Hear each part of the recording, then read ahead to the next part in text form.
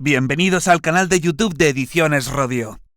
Aquí encontrarás vídeos especializados en cada tema. Si te gusta nuestro contenido, no olvides suscribirte, darle a me gusta y comentar tu experiencia. Gracias por elegirnos en tu camino hacia el éxito. Recuerda que nuestros temarios también están disponibles en formato digital y papel. Para cualquier duda puedes escribirnos a info@edicionesrodio.com. Bomberos. Temario general. Tema 14. Trabajos verticales. Introducción al trabajo vertical. Cuerdas, factor de caída, cabullería, sistema de poleas, subsistemas de conexión, arneses anticaídas, descensores de emergencia, trípodes y tornos de rescate, camillas de rescate, rescate en espacios confinados de acceso vertical, rescate en ascensores. 1. Introducción al trabajo vertical. Entre las labores que se pueden presentar en un servicio de bomberos e incluso en labores diarias de trabajos de parque y prácticas de entrenamiento, se encuentran las de los trabajos en altura y trabajos verticales. Dos términos que pueden confundirse pensando que aluden al mismo concepto, pero no es así. La diferencia es la siguiente. Trabajos en altura. Son aquellos en los que el trabajador tiene una superficie de apoyo o superficie de trabajo de 60 centímetros como mínimo y una línea de seguridad o de vida a la que se asegura mediante un dispositivo contra caídas. Se considera trabajo en altura aquel en el que existe una altura igual o superior a 2 metros. Trabajos verticales son aquellos en los que el trabajador se encuentra suspendido mediante cuerdas. Por una de ellas progresa para su desplazamiento en la vertical, cuerda de trabajo, y por la otra se asegura, línea de vida, mediante un dispositivo anticaídas. En ambos trabajos se tiene que tener en cuenta la distancia mínima de caída libre que comprende la suma del desplazamiento o comba que puede sufrir el cable o cuerda de la línea de vida, la longitud del equipo de amarre o cabo de anclaje, el despliegue del pack absorbedor de energía del que dispone el dispositivo anticaídas o contracaídas, la altura del trabajador, que se estima en 2,5 metros según norma en 355, sección 6, y la altura de seguridad. Esta distancia es la que asegura que ante una caída, el trabajador no choque con el suelo, disponiendo de todos los elementos de seguridad. A nivel organizativo, para la realización de cualquier trabajo que entrañe un riesgo de caída a distinto nivel, deberán tenerse en consideración las siguientes pautas. Se priorizarán las protecciones colectivas sobre las individuales, siempre y cuando haciendo uso de las primeras, se hayan eliminado los posibles riesgos de la zona de trabajo. A veces hay que hacer uso de ambas protecciones. Nunca deben de realizarse de forma individual. Se limitará en lo posible el tiempo de exposición al riesgo de caída. Antes de la realización del trabajo o rescate, se identificarán y evaluarán los riesgos específicos del lugar de trabajo. Se establecerá un plan de trabajo y se escogerá los equipos de protección más adecuados. Se tendrá previsión de riesgos externos, como condiciones climatológicas, tiempos de trabajo, cansancio del personal, etc. Establecer un plan de comunicación y un plan de evacuación de los intervinientes en caso de emergencia. Los trabajos en altura y rescate se realizarán utilizando todos los medios de seguridad adecuados. Tras la realización del trabajo se inspeccionarán los EPI y se anotarán las incidencias ocurridas que puedan ser mejoradas, así como aquellos desperfectos ocasionados a los EPI y herramientas de trabajo. Para la realización de cualquier rescate o trabajo en altura, el bombero debe de conocer todos los elementos de seguridad y EPI de trabajos en altura que a lo largo de los siguientes puntos vamos a exponer. 2. Cuerdas. 2,1. Introducción. Las cuerdas son un elemento muy utilizado en los servicios de bomberos. Hay varios tipos y se les puede dar un amplio abanico de usos. Se utilizan en maniobras de salvamento y rescate. También son utilizadas como elemento guía en dependencias inundadas de humo, que permiten tanto el retorno rápido y seguro hasta el exterior, como la guía de acceso de los compañeros que están en el exterior, para llegar de forma rápida y realizar tareas de apoyo, extracción de víctimas, etc. para otro tipo de trabajos en el que se realizan transporte y manejo de cargas, para acotar o señalizar recintos e incluso para asegurar elementos de construcción, escaleras, son muy utilizadas. Es importante conocer los tipos de cuerda que existen y sus funciones, puesto que la seguridad de los que trabajan con ellas depende de su conocimiento. Coloquialmente se distinguen entre cuerdas dinámicas y estáticas, pero esta clasificación es incorrecta. Esto es así porque las cuerdas semiestáticas solo existen en Europa. La normativa estadounidense comprende cuerdas estáticas, que son comparables con las semiestáticas que utilizamos aquí. Esta diferencia de terminología puede llevar a confusión en la traducción de manuales y protocolos, y puede dar lugar a equívocos, porque en Europa las cuerdas estáticas son las que se suelen utilizar para rescate en ríos, riadas, inundaciones o aguas bravas, pero no sirven para ascenso y descenso por ellas. 2,2. Estructura. Las cuerdas están formadas por dos elementos, el alma y la camisa. Alma representa unos 2/3 de la resistencia total y dependiendo del tipo de trenzado que tenga su hilatura, las prestaciones de la cuerda cambian. Funda o camisa. Protege de los agentes agresivos aportando el resto de la resistencia al conjunto. Pueden llevar tratamientos hidrófugos, ignífugos, antiabrasión, tratamientos de secado rápido, etc. Algunos modelos suelen llevar marcada la mitad de la cuerda, y el color de la funda nos puede dar idea del tipo de cuerda que es. Desde hace unos años, los fabricantes de cuerdas ofrecen modelos cuya alma y funda están unidas. Esto les confiere unas mayores prestaciones de seguridad ante roces agresivos no protegidos o a la hora de utilizar dispositivos bloqueadores dentados en la cuerda. Los materiales más comunes en la composición de las cuerdas y cordinos que hoy en día se comercializan para realizar actividades en altura son: poliamida.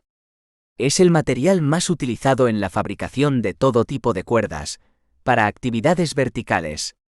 Muy buena relación resistencia-durabilidad. Aramida y para-aramida. Son de la familia del nylon incluyendo el Kevlar. Alta fuerza extensible, resistencia excepcional a la rotura y de muy baja rigidez estructural. Utilizada para cordinos y cuerdas de diámetros pequeños. Poliéster. Se utiliza para las cuerdas de izado y retención en trabajos de altura. Este material se usa casi exclusivamente para la fabricación de las cuerdas americanas de escalada en árboles, no estando su uso muy extendido en otros países. Polipropileno. Este material se utiliza casi exclusivamente para las cuerdas de tipo C, tiene la propiedad de flotar, pero a cambio tiene una baja resistencia a la abrasión y a los calentamientos producidos por los descensores. Dyneema. Fibra muy ligera y extremadamente fuerte construida con polietileno, de alta calidad. Utilizada para cordinos y cuerdas de diámetros pequeños. En los últimos ensayos se ha testado que su inferior dinamismo al nylon en pruebas con nudos le confiere una resistencia algo inferior de lo que se pensaba. 2,3. Normativa y clasificación. Las cuerdas destinadas a usos de trabajos verticales y trabajos en altura se dividen en función de la elongación que tienen en 3 grupos: dinámicas, semiestáticas y estáticas. Dinámicas vienen reguladas en la norma UNE en 892. Han sido especialmente diseñadas para actividades que utilizan la escalada como medio de progresión. Absorben la energía producida durante una caída. En cualquier actividad que se prevean factores de caída superior a 0,3, será necesario utilizar, obligatoriamente, una cuerda dinámica. Dependiendo de las características de la actividad se utilizan 3 tipos de cuerdas dinámicas: simples, dobles y gemelas. Dinámica simple 1. Suelen fabricarse en diámetros comprendidos de 9,1 mm a 13 mm, y son capaces de absorber y detener la caída de una persona por sí sola. Como parte de la cadena de seguridad. Dinámica doble 1 medio. Son capaces de detener la caída de una persona cuando se usan en doble. Hay que ir pasándolas por los seguros de forma alternativa. Son de diámetros inferiores a 9,1 mm. Se utilizan para Grado los recorridos sinuosos ya que optimiza la dirección vertical de la cuerda y el rozamiento de esta en los anclajes. Grado para cordadas de 3 personas, ya que el primero de cordada puede asegurar simultáneamente a 2 personas. Grado rutas de escalada en las que se prevean grandes rápeles, caídas sobre aristas o grietas. Dinámica gemela. Son las cuerdas de escalada de menor diámetro. Su ventaja ante las cuerdas en simple es que permite rapelar la longitud máxima de la cuerda y recuperarla. Es más ligera que la cuerda doble 1/2, pero no permite separar los cabos. Se utiliza para escalada en cascadas de hielo, glaciares y alpinismo. Semiestáticas. Se regulan en la norma UNE en 1891. Han sido especialmente creadas para realizar trabajos de suspensión y progresión. En situaciones en las que se prevean factores de caída superiores a 0,3, se pueden utilizar siempre y cuando se haga junto con un dispositivo anticaídas o un absorbedor de energía. Por ello se utilizan en trabajos verticales, y son las más usadas en espeleología, cañones y rescate. La elongación no debe superar el 5%. Se dividen en 4 categorías, tipo A, B, C y L en 1891, y en 564. Las cuerdas semiestáticas destinadas a trabajos en altura suelen tener colores claros con puntos negros, mientras que las dinámicas siempre las encontraremos de colores vivos.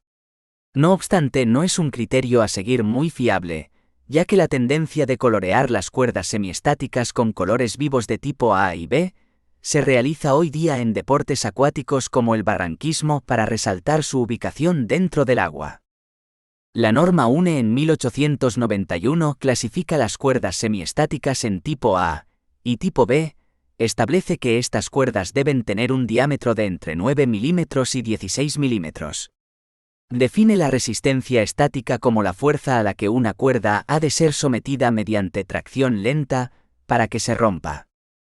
El número de caídas es el mínimo número de caídas de factor 1 que es capaz de soportar una cuerda antes de romperse. Una caída de factor 1 se produce desde una altura de la misma longitud que la cuerda.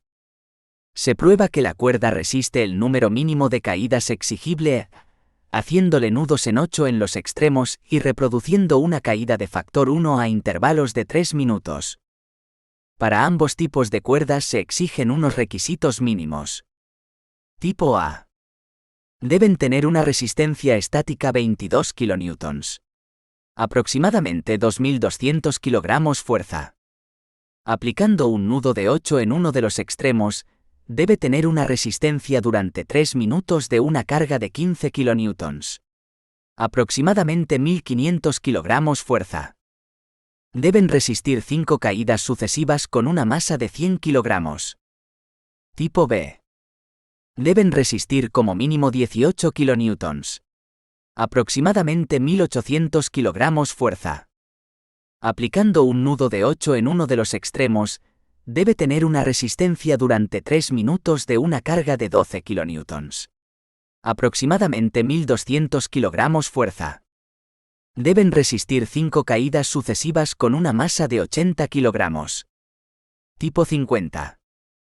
Así las define la Federación Francesa de Espeleología como cuerdas ligeras de espeleología. No es una categoría oficial. Están reguladas por la UNE 564 en 2007. Tienen unos márgenes de seguridad mínimos. Su uso se limita a expertos en espeleología, y se usa en alpinismo para realizar ensambles. Estáticas.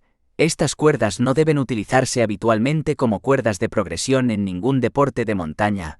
Su bajo coeficiente de alargamiento las hace peligrosas ante una eventual caída. Se clasifican como tipo C.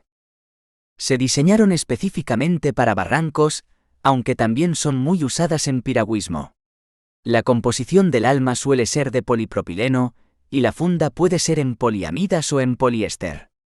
Suelen ir en pequeñas bolsas de rescate para su uso en rescate en ríos, riadas, inundaciones o aguas bravas. No cumplen la EN 1891. 2,4. Mantenimiento. La durabilidad de cada cuerda la determina el fabricante. No obstante, la mayoría de marcas estima en 10 años la caducidad de una cuerda que no ha sido utilizada, en 5 años para cuerdas de uso esporádico, en 2 años para uso de 2 veces por semana y de 6 meses para uso intensivo. Todo va a depender del cuidado de la misma. Cuando se exponga a roces abrasivos, hay que dotarla de protectores de cuerda y cambiar la posición del tramo que se expone a la rozadura. También hay que tener en cuenta las siguientes recomendaciones. Guardarla en un lugar oscuro y sin humedad, sin colgarla y sin nudos. Si se moja, secar a la sombra. Lavarlas con agua. Si se utiliza jabón, tiene que ser neutro y sin compuestos químicos, y cepillarla con unos cepillos que hay especiales para tal fin. Inspeccionar el alma con la técnica adecuada esporádicamente y tras un uso agresivo. No exponerla a agentes químicos. No pisarla. Cualquier incidencia hallada en las inspecciones visuales, hay que anotarla en las fichas de control de los EPI. Ante la duda de la fecha de fabricación de una cuerda, todas disponen de un hilo testigo en el interior de la misma. Según el fabricante puede disponerse directamente la fecha de fabricación en números y letras, o mediante un código de colores. 3. Cabullería. La realización de nudos es una de las prácticas habituales en los servicios de bomberos, puesto que su conocimiento y su entrenamiento proporcionan al bombero habilidades para ayudarle en sus labores. Los nudos se utilizan para el amarre de herramientas, aseguramiento de líneas de manguera a barandillas de las escaleras, en extinción de incendios en edificios, en rescate y salvamento y en trabajos en altura formando parte de la cadena de seguridad. El arte de la cabullería comprende una jerga que hay que conocer para poder aprender a realizar nudos. Los términos más utilizados en este ámbito son cabo o chicote. Es el extremo de la cuerda, cabo o cordino. Seno. Es la curvatura en forma de seno que producimos al traccionar sobre un tramo de cuerda, formando una U. Firme. Es la parte de la cuerda alrededor de la cual se hace el nudo. Bucle. Se produce al girar media vuelta un seno. Mena.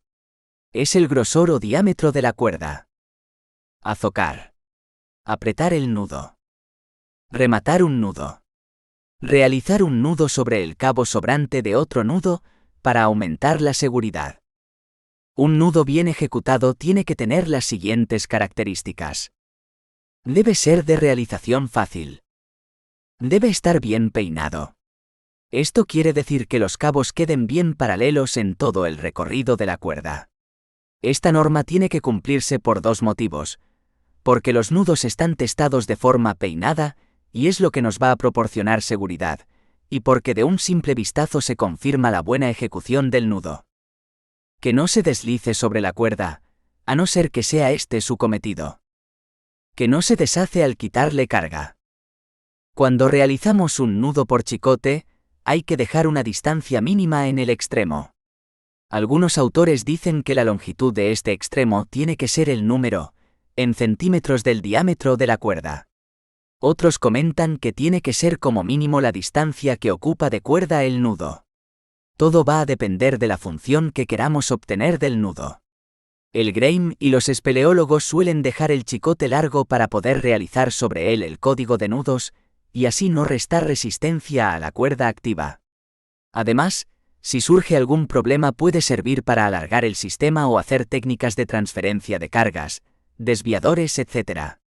Los escaladores con el extremo sobrante suelen rematar el nudo. A fin de cuentas, lo importante es que hay que dejar un mínimo sobrante de 10 centímetros y se tiene que colocar para que no moleste.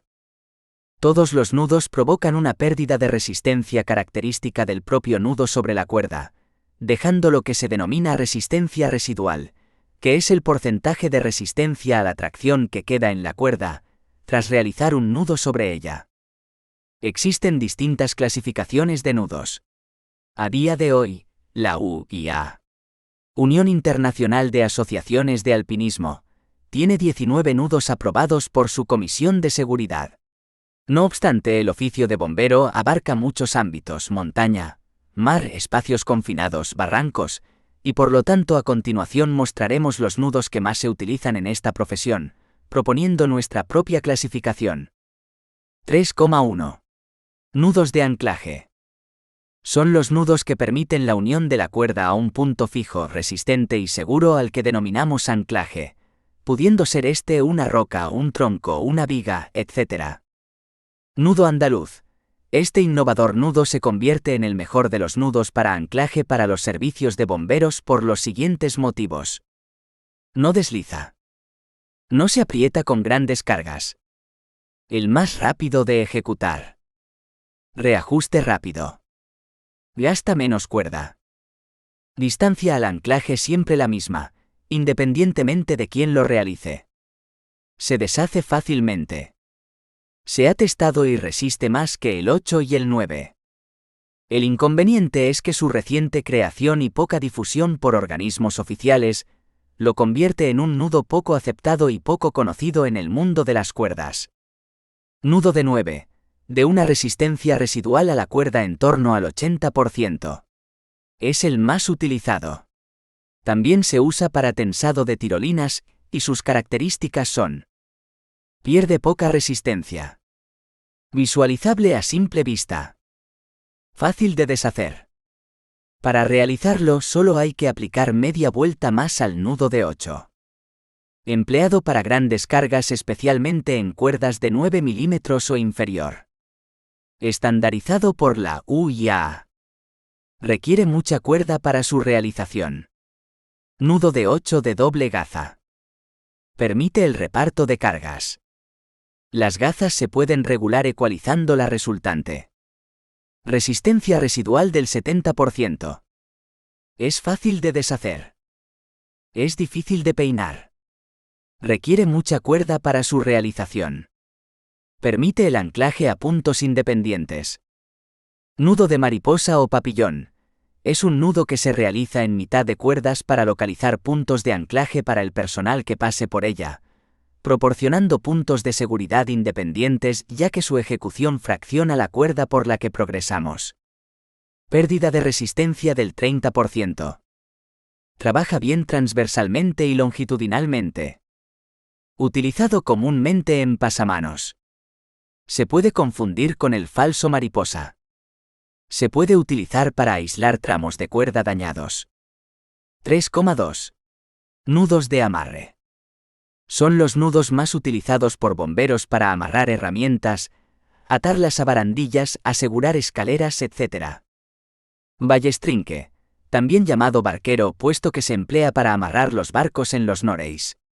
Utilizado para el amarre de todo tipo de herramientas, mangueras, usado para montar desviadores, en marinería, etc.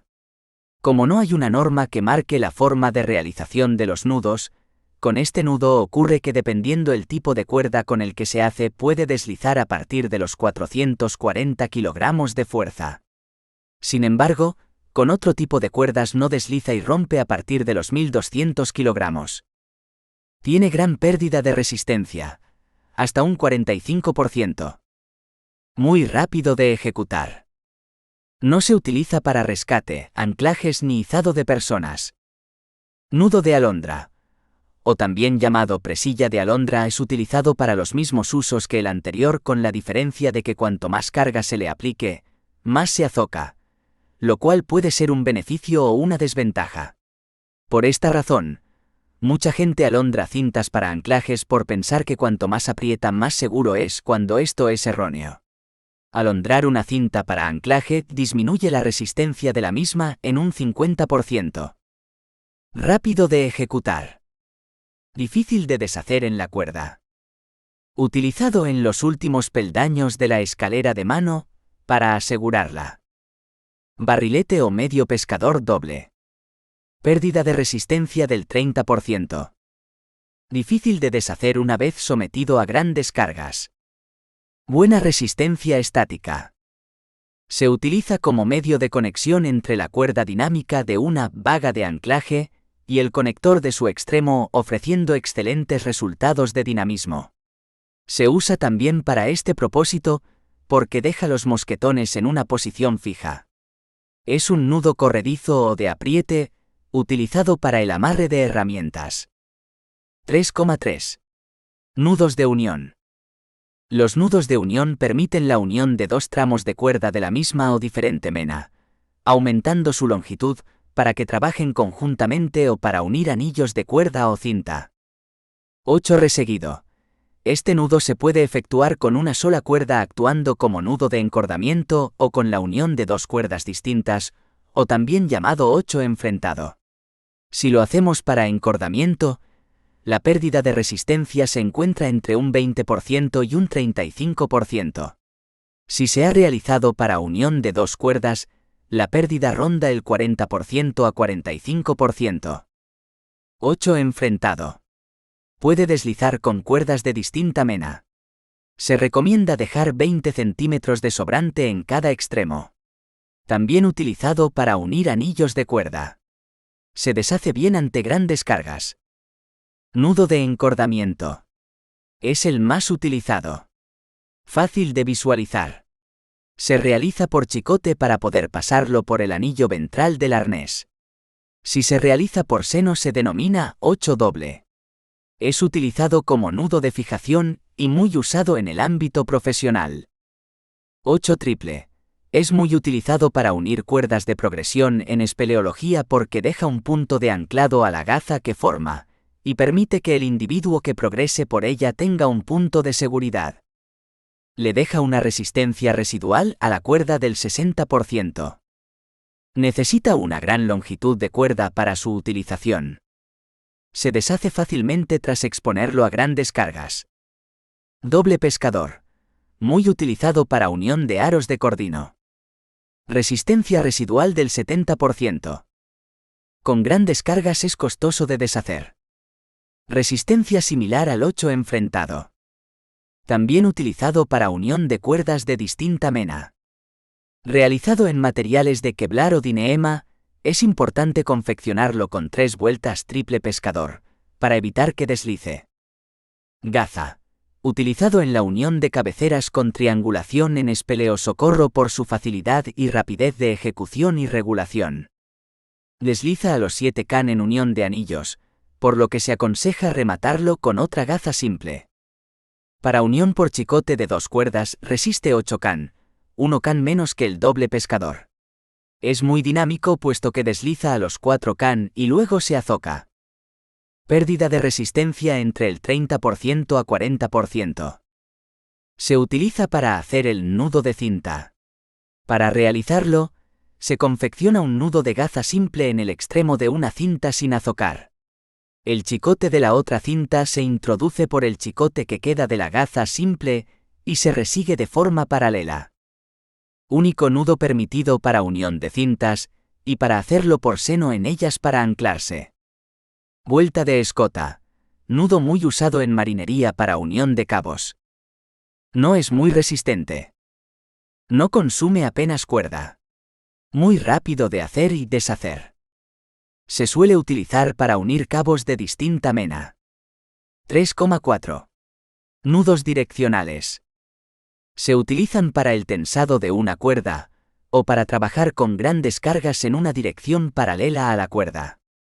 Nudo de 7. Se aprieta demasiado ante grandes cargas. Es menos resistente que el romano. Muy utilizado para tensado de tirolinas con medios de fortuna. Se puede realizar hacia la dirección que se desee del firme de la cuerda. Nudo romano. Se aprieta menos que el 7.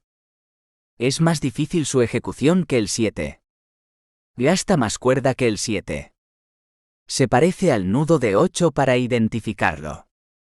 Es un nudo especialmente utilizado para el tensado de tirolinas y para traccionar la cuerda. 3,5. Nudos especiales. Nudo dinámico. También recibe el nombre de nudo UIAA o nudo HMS. Se utiliza como método para realizar un descenso en aquellas situaciones que hemos perdido o no tenemos descensor, con el inconveniente de que riza demasiado las cuerdas. Era utilizado antaño para asegurar al escalador en escalada. Se sigue utilizado para desplazamiento de cargas. Muy socorrido para tensado y destensado de tirolinas. Se utiliza para la retención de cargas de no más de 300 kilogramos, puesto que el rozamiento que produce actúa como freno.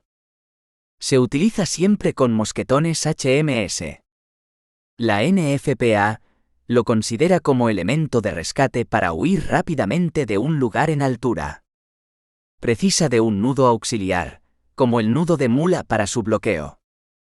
Muy utilizado para hacer desviadores o reuniones desembragables. Nudo de fuga o de mula. Es el complemento de bloqueo del nudo dinámico.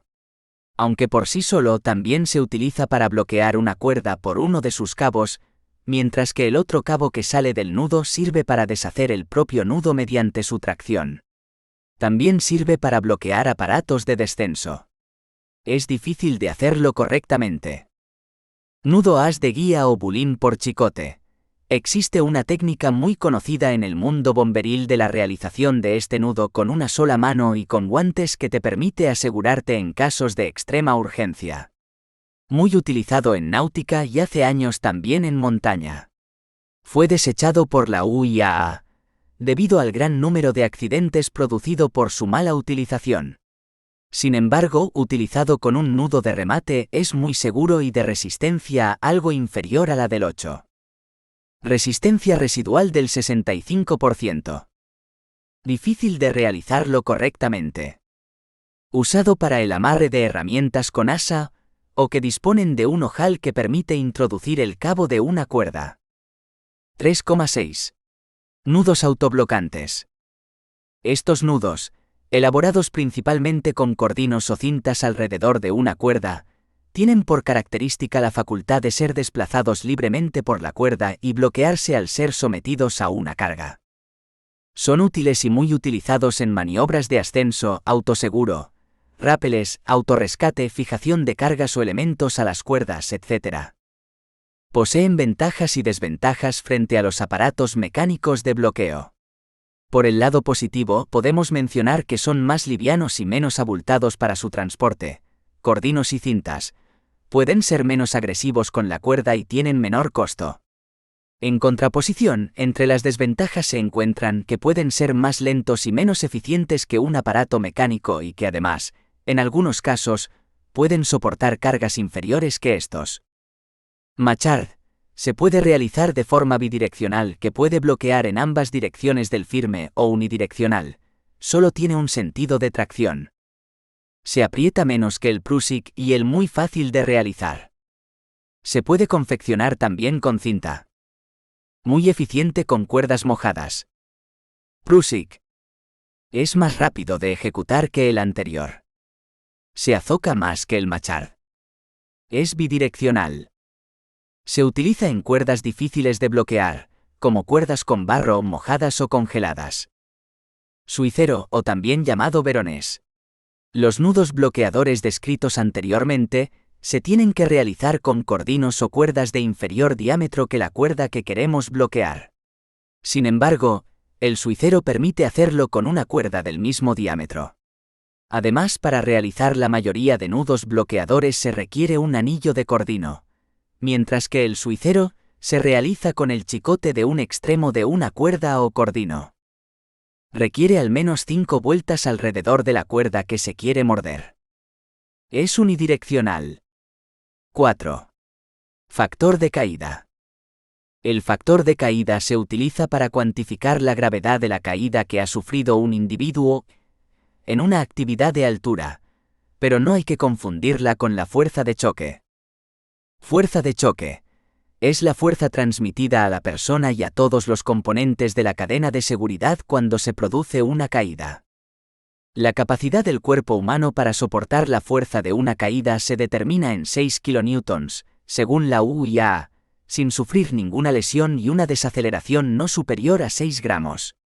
Por eso, las normas europeas determinan la obligatoriedad en la construcción de los elementos que forman la cadena de seguridad en los trabajos de altura, de respetar estas cifras ante una posible caída. Al igual que nosotros podemos experimentar una fuerza de choque máxima sin sufrir lesiones, los materiales también tienen una fuerza de choque máxima a partir de la cual rompen. Las normas EN de los materiales determinan el mínimo que deben soportar para que puedan ser homologados. Factor de caída. Su valor determina la dureza de la caída. Cuanto más elevado sea su valor, más dura será la caída. Se calcula dividiendo la altura de la caída entre la longitud de cuerda o cinta del sistema de sujeción disponible para repartir la fuerza de choque de la caída. Su valor está comprendido entre 0 y 2 en el ámbito laboral. Este factor es teórico y no incluye el rozamiento que hay entre los elementos implicados. Pongamos un ejemplo. Un trabajador está posicionado a 20 metros de la cabecera, donde están situados los anclajes del sistema situación A. Está conectado al dispositivo anticaídas. El citado dispositivo está bloqueado y posicionado paralelo al individuo. En el caso de romperse la cuerda de trabajo, situación B, su factor de caída será FC igual a 2 dividido por 22 es igual a 0,09. 5. Sistema de poleas. 5,1. Poleas. Las poleas sirven para izar material en los rescates, izar a una persona, para realizar reenvíos, para desmultiplicar fuerzas o para desplazar grandes cargas a lo largo de una línea de cuerda o cable. Algunos modelos incluyen un bloqueador para facilitar las maniobras. Las poleas se clasifican en poleas simples, pueden acoplarse en todos los sistemas. Poleas dobles, su utilidad radica en la fabricación de polipastos. Las poleas dobles de desplazamiento están diseñadas para las tirolinas por cuerda o cable. Poleas con bloqueador forman un sistema antirretorno para instalar polipastos rápidamente.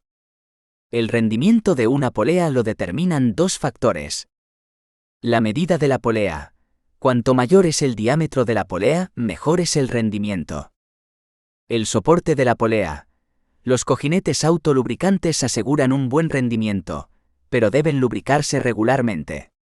Los rodamientos de bolas aseguran un excelente rendimiento y, al ser estancos, no necesitan mantenimiento. La forma de la polea determina su modo de instalación en la cuerda. Las poleas de placas laterales fijas precisan el uso de un mosquetón de forma simétrica, se instalan con facilidad y rápidamente.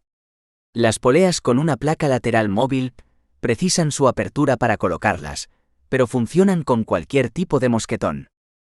Polea fija. Consiste en una sola polea que está fija a algún lugar.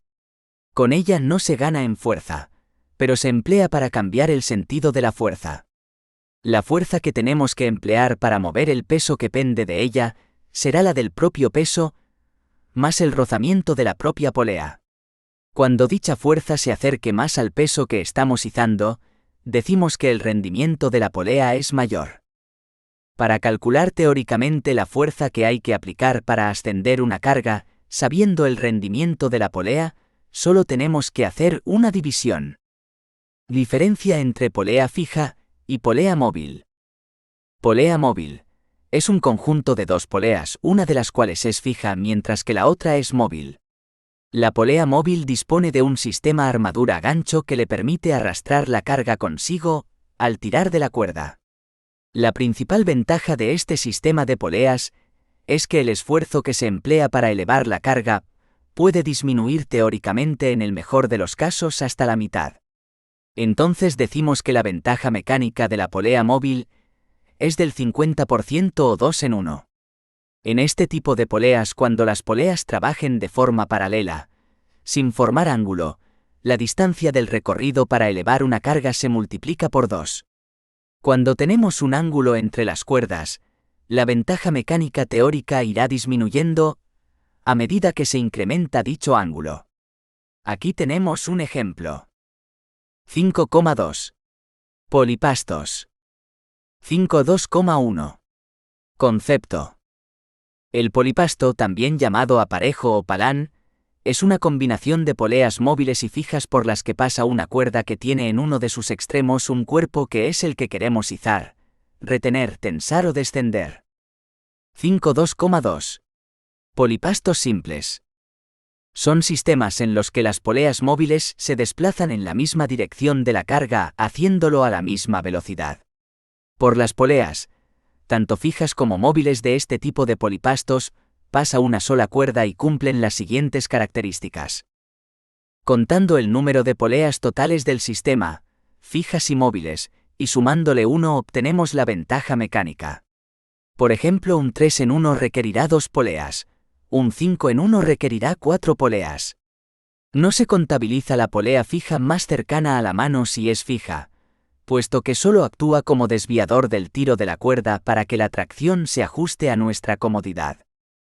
Si el nudo está fijado en la carga, la ventaja mecánica será impar. Con esta afirmación deducimos que para tensar una tirolina, solo podremos hacer polipastos simples impares, puesto que la carga será el anclaje opuesto a la tirolina. Y si el nudo está fijado en el anclaje, la ventaja mecánica será par. La ventaja mecánica será igual al número de segmentos de cuerda que sujetan directamente la carga. Usar más de 5 poleas en un sistema simple supone la suma de los rozamientos de cada polea, y la ventaja mecánica comienza a no ser rentable.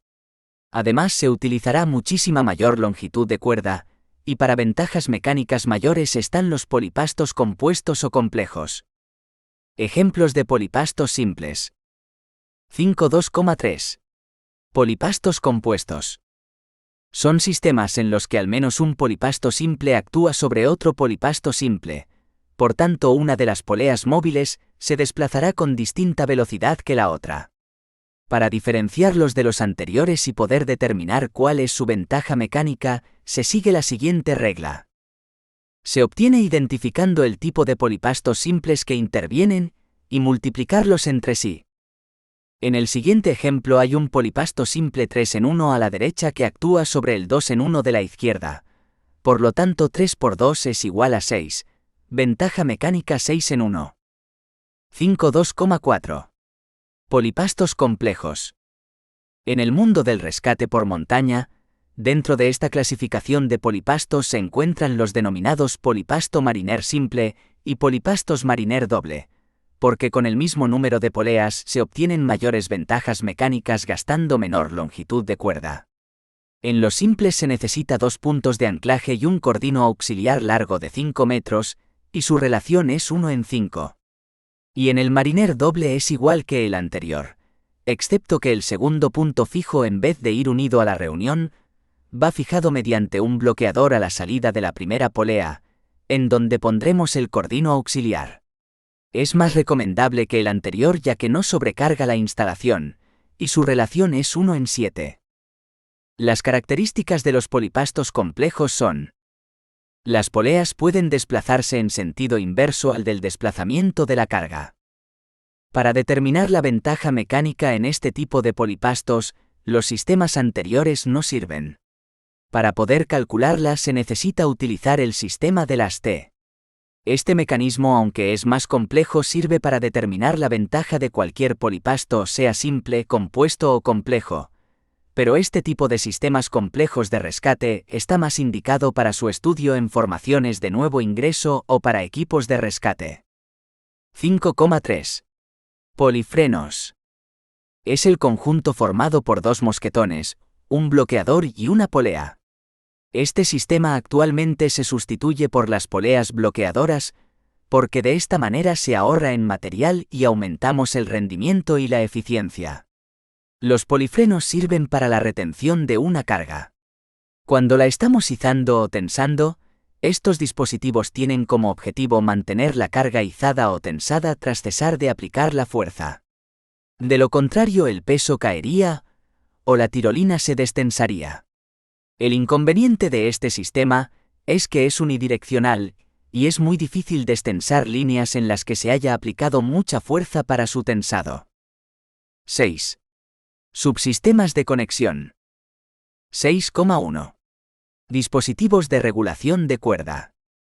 Antes de 2007, a estos dispositivos los hubiéramos clasificados como descensores, bloqueadores, mosquetones, etc.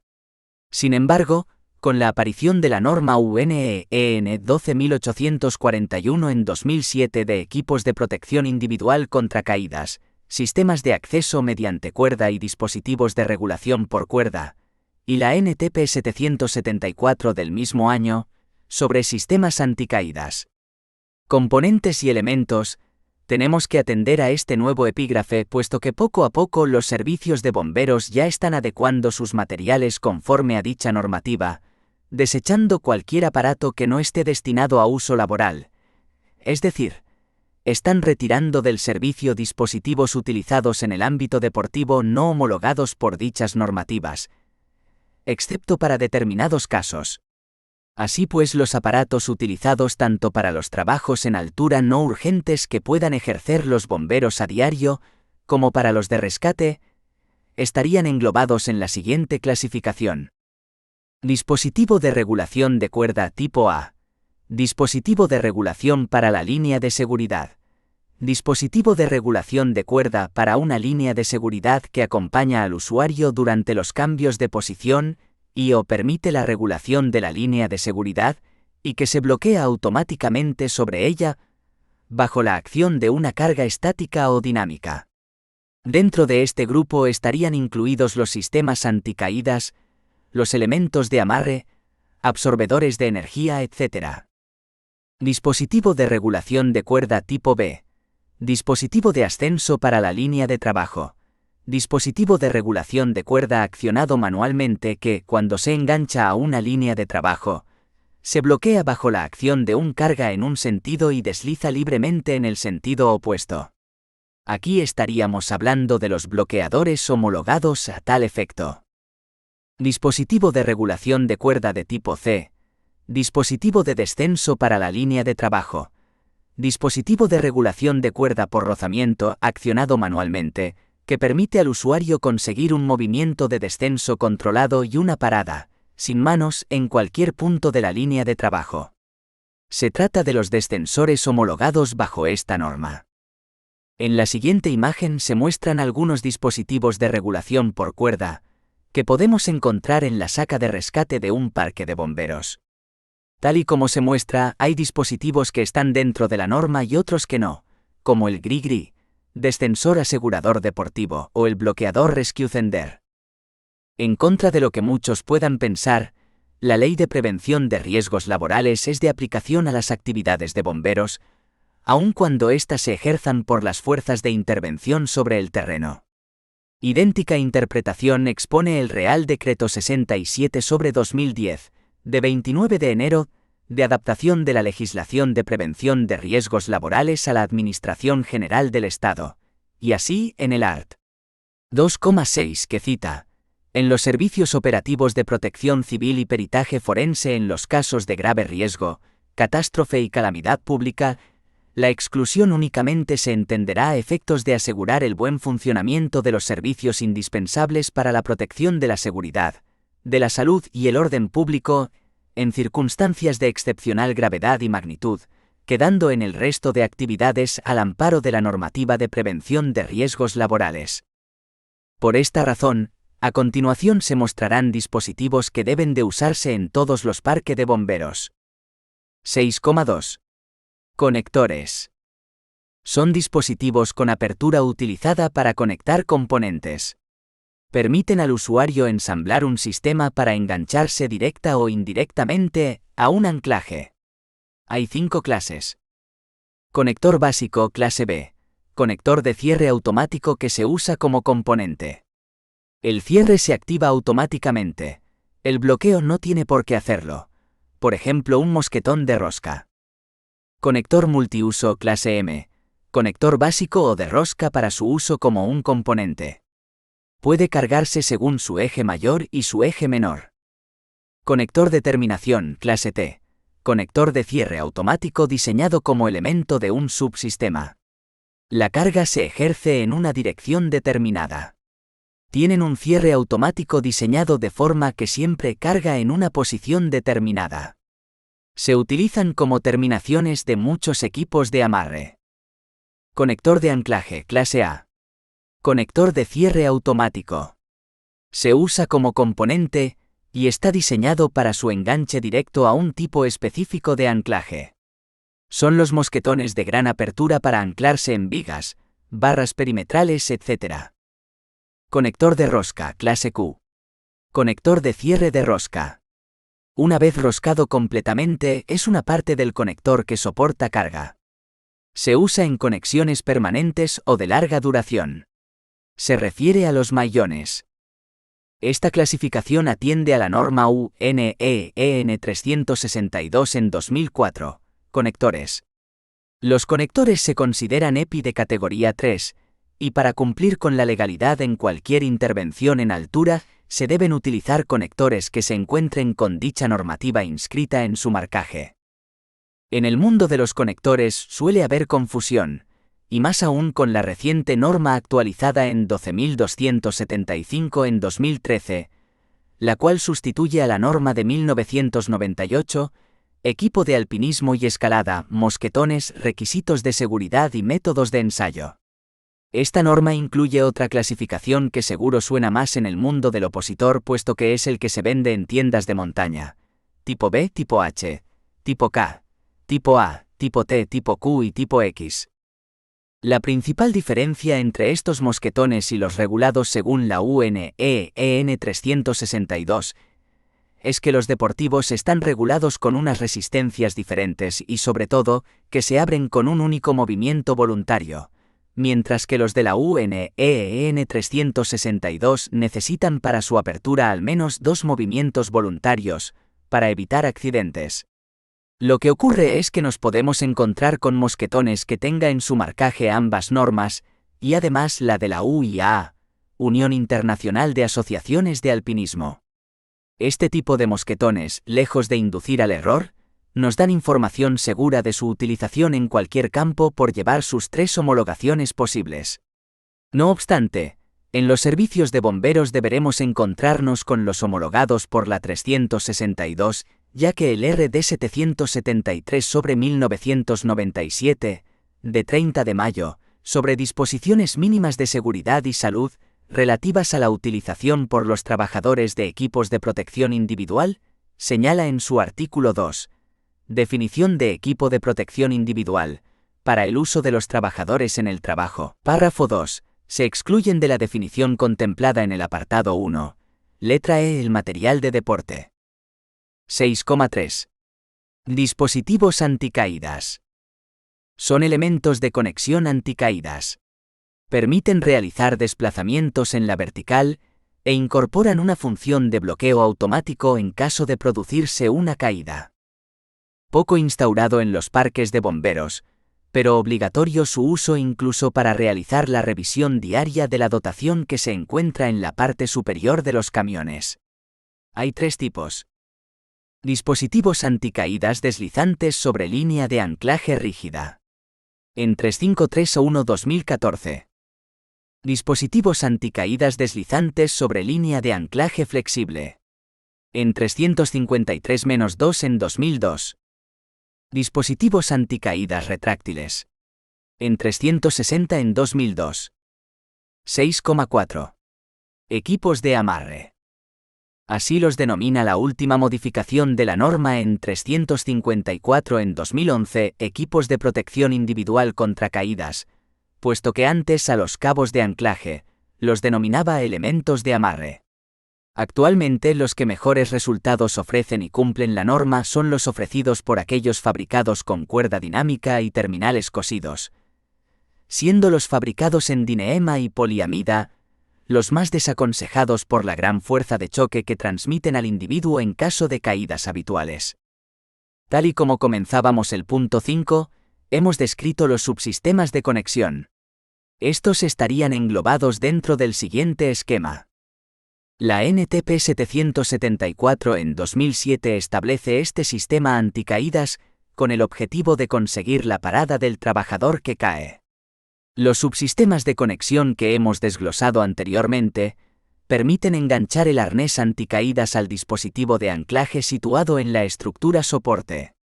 Está formado por un dispositivo de parada, dispositivo anticaídas o absorbedor de energía, y los conectores adecuados situados en cada extremo del subsistema. El subsistema de conexión es el responsable de conseguir que la distancia vertical recorrida por el cuerpo en la caída sea la mínima posible, y la fuerza transmitida al cuerpo durante el frenado de la misma no supere el valor límite capaz de producir lesiones corporales. 7. Arneses anticaídas. Se definen como el dispositivo de prensión cuya misión es retener el cuerpo que cae y garantizar la posición correcta de la persona una vez producida la parada de la caída. Este elemento tan importante va a ser muy variado dependiendo del servicio en donde nos encontremos. Existen parques de bomberos donde el arnés está integrado en el cubre-pantalón, teniendo la ventaja de tenerlo siempre disponible para casos de emergencia. Otros, sin embargo, optan por arneses desplegables. Se trata de un dispositivo que va alojado a modo de cinturón y en caso de emergencia se pueden desplegar las perneras y actuar como arnés. Hay que tener en cuenta que estos dos tipos de arneses no están diseñados para hacer rescates en altura ni para soportar caídas, simplemente son elementos de escape ante una emergencia.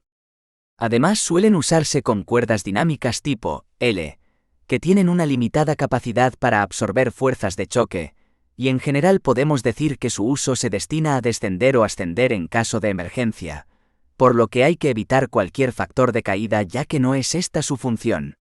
Suelen acompañarse con descensores no homologados por la EN 12841, tipo 8. No obstante, todos los servicios deben de tener arneses anticaídas integrales para rescates en altura y espacios confinados.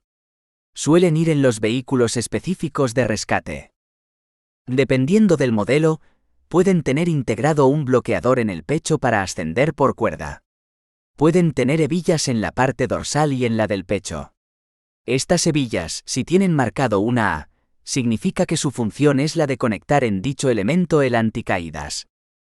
Las otras hebillas de anclaje estarán situadas en torno a la cintura, un ventral que sirve para conectar el descensor, equipo de amarre y resto de elementos para efectuar el rescate. Opcionalmente puede tener también hebillas laterales. La imagen siguiente muestra un arnés típico de un parque de bomberos por su polivalencia para resolver tanto trabajos en altura como rescates, puesto que está homologado por las normas EN 358, EPI para sujeción en posición de trabajo y prevención de caídas de altura, cinturones de trabajo, EN 361, equipos de protección individual contra caídas de altura, arneses anticaídas, y en 813 equipos de protección individual contra caídas. Arneses de asiento. También cabe la posibilidad de que en vez de arneses integrales se dote al bombero con uno pélvico, lo que acarreará una serie de inconvenientes a la hora de ascender por cuerda y de permanecer tiempo suspendido en ella. Los arneses especificados anteriormente no hay que confundirlos con el arnés de salvamento, en 1497, que se trata de un arnés formado por elementos proyectados y construidos para sostener a una persona socorrida durante la operación de salvamento. Estos arneses están previstos para ser usados durante las actividades normales de trabajo y son los que pueden portar un trabajador de la construcción, por ejemplo, a modo de prevención. La norma EN 1498 en 2007 equipos de protección individual contra caídas los define como lazos de salvamento. Su uso se destina a operaciones de rescate. Constituido por elementos proyectados para mantener a la víctima en una posición determinada durante el rescate. Un lazo de salvamento no es un componente de un EPI contra caídas de altura. Los hay de tres tipos. Clase A mantiene a la persona rescatada sujeta por la espalda y bajo los brazos. Clase B mantiene a la persona rescatada sentada en el lazo. Triángulo de rescate. Clase C. Las bandas del lazo sujetan a la persona rescatada por los tobillos, manteniéndola con la cabeza hacia abajo. 8. Descensores de emergencia. O también denominados sistemas de evacuación individual, son conjuntos de escape destinados para ser utilizados con arneses integrados en los cubrepantalones o para arneses desplegables. Se trata de dispositivos de peso reducido que ocupan poco espacio, y todas sus partes son resistentes a la abrasión y a las altas temperaturas. Suelen tener certificaciones de la NFPA, y como mucho están homologados por la EN 341 en 2011, dispositivos de descenso. Su función es la de dotar al bombero de una posibilidad de escape mediante descenso en rapel desde una dependencia sin otra salida, sin necesidad de llevar una saca de rescate. 9. Trípodes y tornos de rescate.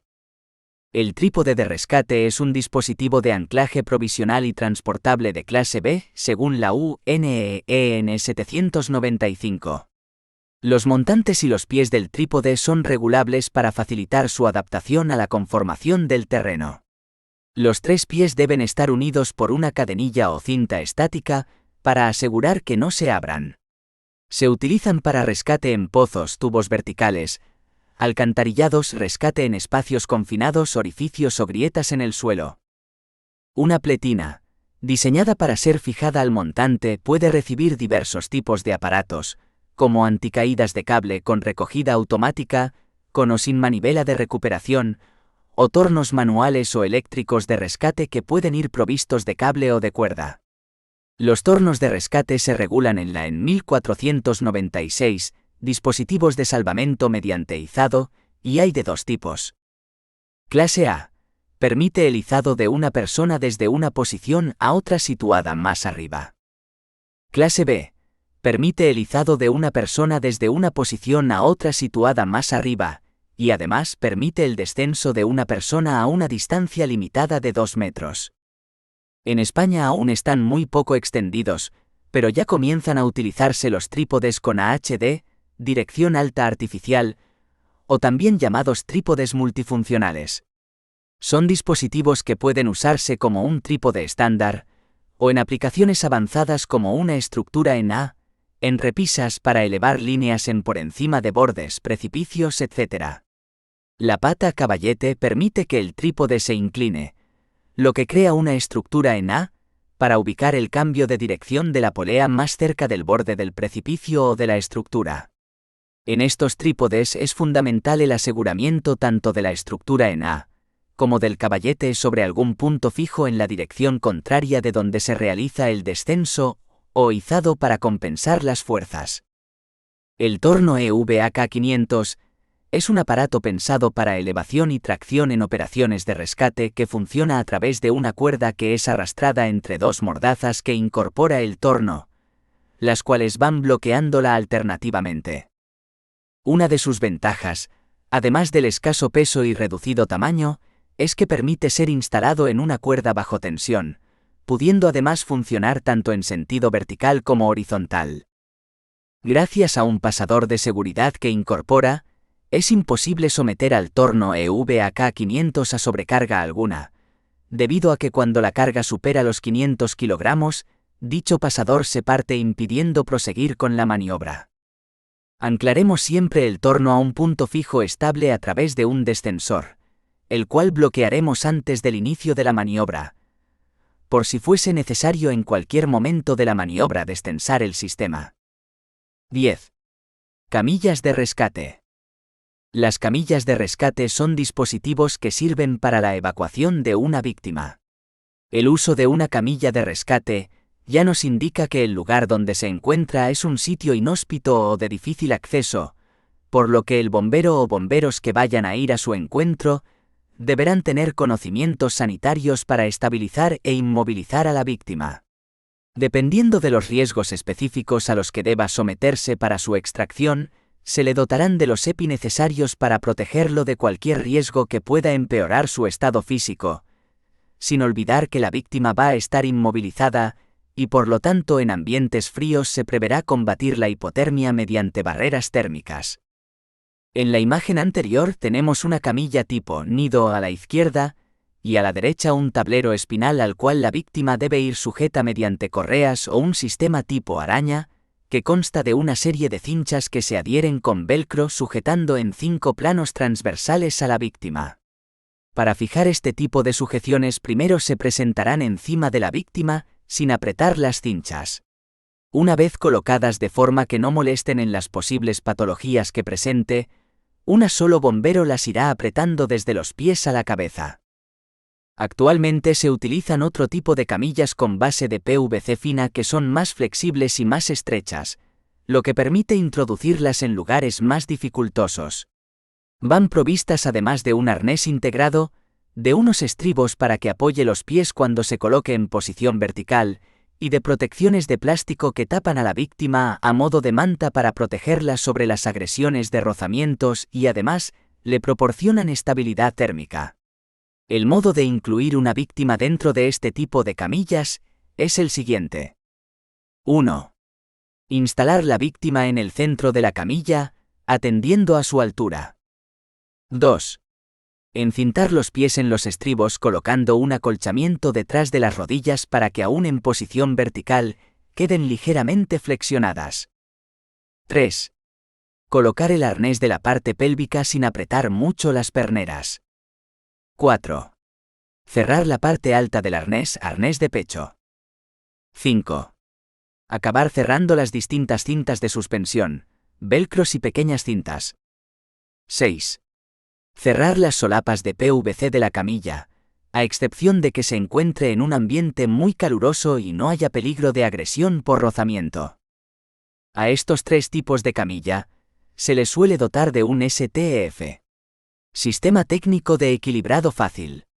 Este sistema lo vende la marca Petzl ya fabricado para su camilla Nest. Pero lo normal es que cada servicio fabrique el suyo propio mediante poleas, cintas express, una cuerda auxiliar y algún dispositivo de regulación de cuerda tipo C. Este mecanismo es el encargado de anclar la camilla desde sus 2,3 o 4 puntos de fijación, dependiendo el tipo de camilla, a la cuerda de trabajo y de seguro, permitiendo además cambiar la posición de la camilla de horizontal a vertical cuando el rescatador acompaña a la víctima, facilitando su transporte. Pasacamilla es la técnica que se utiliza para desplazarla sobre el terreno deslizante, en lugares de inclinación, con obstáculos o donde el desplazamiento de la camilla no se puede realizar caminando por el peligro que conlleva el que alguno de los rescatistas que la portan caiga.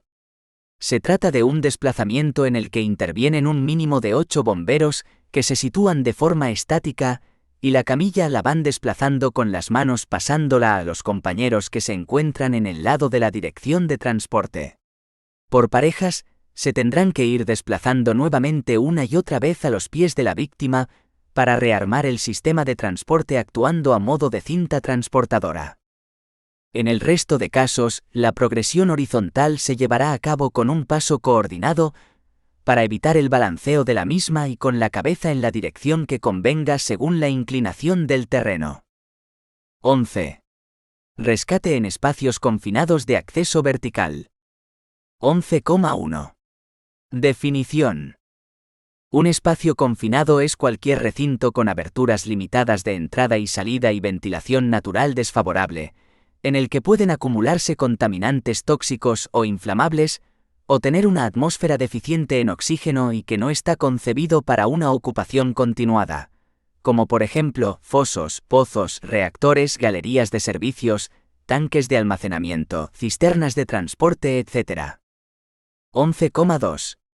Riesgos. Antes de iniciar un rescate en un espacio confinado, hay que obtener información sobre los materiales que hay dentro y qué sustancias pueden estos generar. Además, se debe realizar una prevención de los riesgos generales y específicos que se pueden dar en el interior. Riesgos mecánicos, atrapamientos, choques, golpes, elementos salientes. Riesgos de electrocución. Caídas a distinto nivel y caídas de objetos al interior. Malas posturas. Condiciones de ruido, vibraciones de temperatura, humedad e iluminación. Riesgos de asfixia por atmósfera deficiente en oxígeno. Riesgos de intoxicación e infección. Riesgos de incendio y explosión. Este tema trata de trabajo vertical, por lo que en lo que se refiere a rescate en espacios confinados, solo se menciona el rescate en aquellos espacios confinados en los que el acceso se debe realizar mediante cuerda por una boca u orificio de entrada, como puede ser el de un pozo. 11,3. Método de actuación.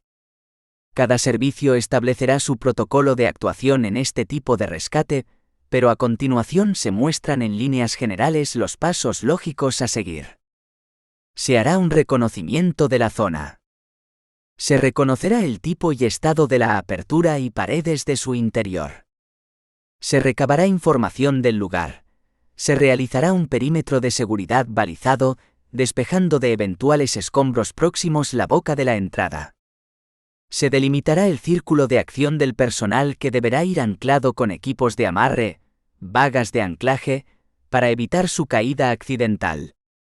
Se realizará un test de gases previo y otro en continuo por el rescatador que descienda, y que también llevará consigo un dispositivo de hombre muerto. Se elegirá dependiendo del estado de la boca de entrada y de su tamaño el tipo de rescate, con trípode en rescate de pozos o de galerías de servicio de diámetro pequeño, o utilización de tirolinas, reenvíos y polipastos en de bocas de entrada anchas si existen medios naturales o artificiales en los que apoyarnos como árboles, líneas de teléfono, etc. En caso de estar en medio de espacios diáfanos, los vehículos de altura de los bomberos pueden servir de anclaje para los polipastos. Y si el acceso de estos es imposible, se utilizarán escalas de corredera, a modo de puente apoyada en algún elemento resistente. En la medida de lo posible y dependiendo del tipo de urgencia, se usarán 2 cuerdas, una para las maniobras de descenso e izado, y otra como línea de seguro anclada al bombero por un dispositivo anticaídas y utilizando todos los elementos de la cadena de seguridad de trabajos verticales, vistos en el tema hasta ahora. Si se trata de un pozo y sus paredes son inestables, habrá que proceder a su entibación para evitar derrumbes. Se trabajará siempre asumiendo la presencia de gases y contaminación tanto dentro del pozo o galería, como en la boca, debiendo de utilizar los EPI adecuados. En caso de tener que acceder mediante una galería vertical a una dependencia con atmósferas con riesgo de incendio o explosión, y no se haya podido hacer una efectiva ventilación positiva o negativa mediante un ventilador, todos los dispositivos que lleve el bombero tendrán que tener la certificación ATEX. Una vez llegada a la víctima se hará seguro el lugar. Será estabilizada y se evacuará, conectándole una máscara de escape rápido al ERA del bombero rescatador, eligiendo alguno de los elementos de transporte descritos en el apartado 10, camillas de rescate, o directamente mediante un arnés de rescate siempre manteniendo la cabeza del herido hacia arriba. Una vez izado será atendida por sanitarios si los hubiere. En su defecto será atendido por un puesto SOS establecido por los bomberos previamente, para su posterior transporte hasta la atención sanitaria más próxima. Por último se realizará la recogida del material, vuelta al parque, inspección del material usado, orden y limpieza del material, partes de actuación, briefing de la intervención. 12. Rescate en ascensores. El ascensor es un aparato elevador de instalación permanente, destinado al transporte vertical de personas y o cosas en niveles de parada definidos. Deben tener puertas en cabina, coeficiente de seguridad para los cables no inferior a 12, o sistemas paracaídas activado por limitador de velocidad. La seguridad de los ascensores se vio incrementada notablemente a partir de la implantación del RD 57/2005 de 21 de enero, por el que establecen prescripciones para el incremento de la seguridad del parque de ascensores existente, tales como la colocación en el foso de un interruptor de parada, uno de iluminación del hueco y una toma de corriente, protección de poleas, iluminación y alarma de emergencia en la cabina, dotar de un dispositivo de parada que actúe cuando el ascensor no arranque o patinen los cables y o la instalación en la cabina de un sistema de comunicación bidireccional permanente, entre otros. Los ascensores pueden ser eléctricos o hidráulicos y a su vez ambos pueden tener o no cuarto de máquinas. Mientras la dotación de bomberos se desplaza hasta el lugar del incidente, el operador del parque deberá contactar con la empresa mantenedora del ascensor y solicitar la presencia urgente de un técnico de la misma.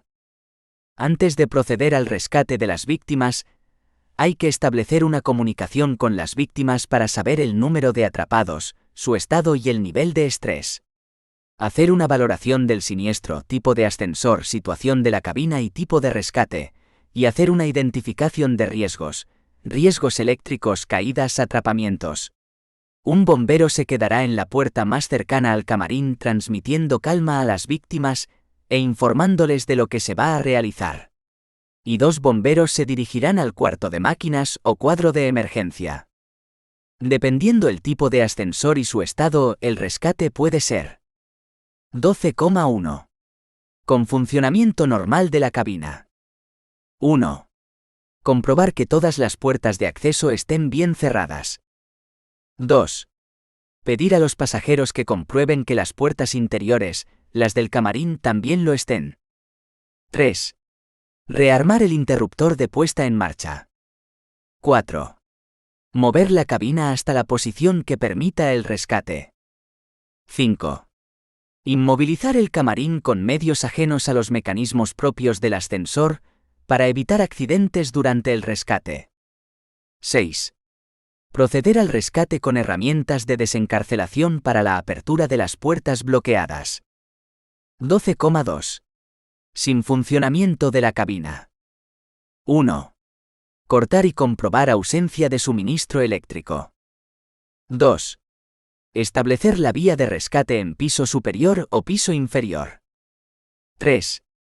Desenclavar puerta, inmovilizar camarín y rescatar. 12,3.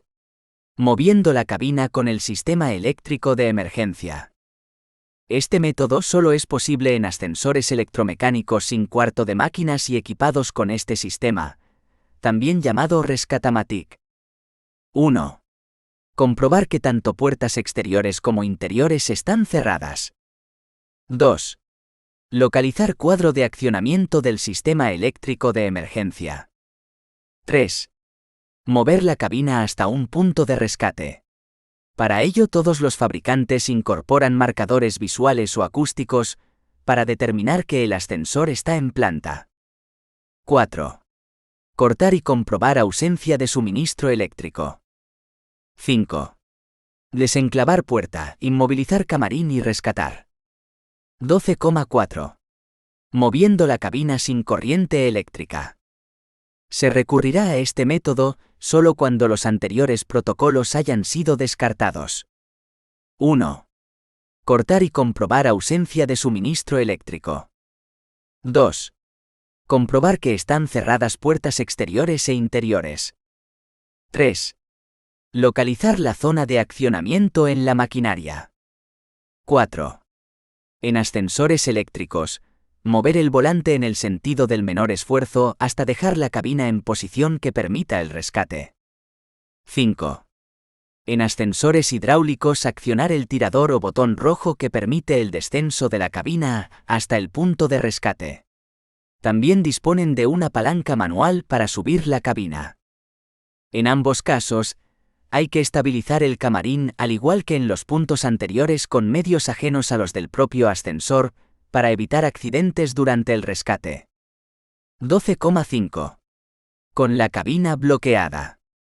En casos en los que la cabina esté bloqueada por algún motivo, dispositivos por caída libre accionados, cabina fuera de sus guías o mecanismo de elevación dañados, el procedimiento no será ordinario. Se cortará y comprobará la ausencia de suministro eléctrico. Liberaremos la cabina mediante trácteles y se trasladará hasta un punto de rescate, donde sería previamente asegurada y estabilizada. Finalizada la intervención, comprobar que las puertas que hayan sido abiertas estén cerradas y poner en conocimiento del fabricante el accidente o compañía de mantenimiento.